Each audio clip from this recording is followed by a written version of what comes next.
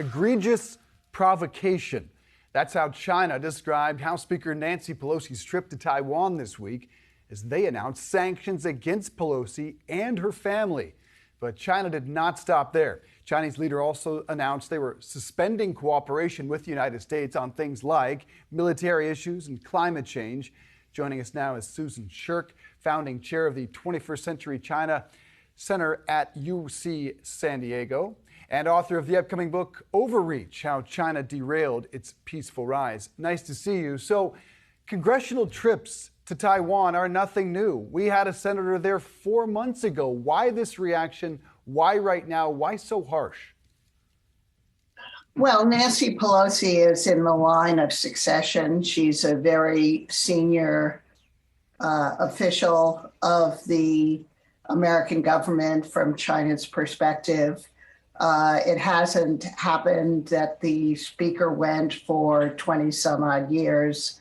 So, and Xi Jinping is in the middle of his campaign for an unprecedented third term. So from their perspective, especially from Xi Jinping's perspective, this is really poking him in the eye in a way that could potentially make problems for him at the Party Congress, which is coming up in the fall.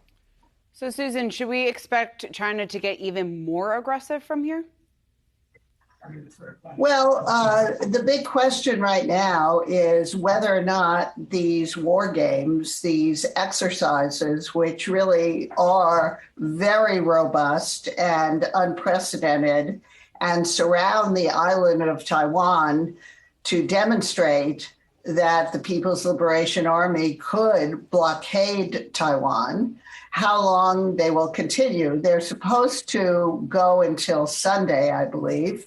But then it's quite possible that Xi Jinping has taken advantage of the Pelosi visit to mobilize support for himself and to kind of create a new normal in which Chinese military planes and ships and other gray zone, even Coast Guard vessels will be pressing Taiwan, going around Taiwan, including to the east coast of Taiwan, the eastern side of Taiwan. Certainly the missile tests that go right over the island of Taiwan are very intimidating.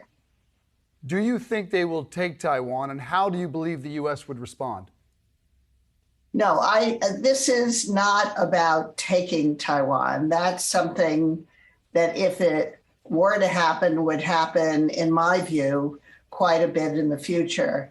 This is about demonstrating the People's Liberation Army's capabilities to put a blockade around Taiwan, squeeze Taiwan until it agrees to, potentially what they'd like to see is until it agrees to reintegrate with the mainland.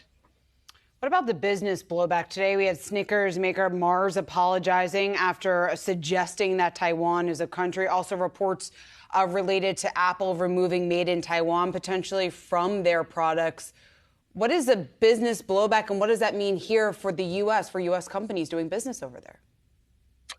Well, international companies have been punished before by Chinese government and Chinese consumers for labeling Taiwan in a list or a category as an independent country.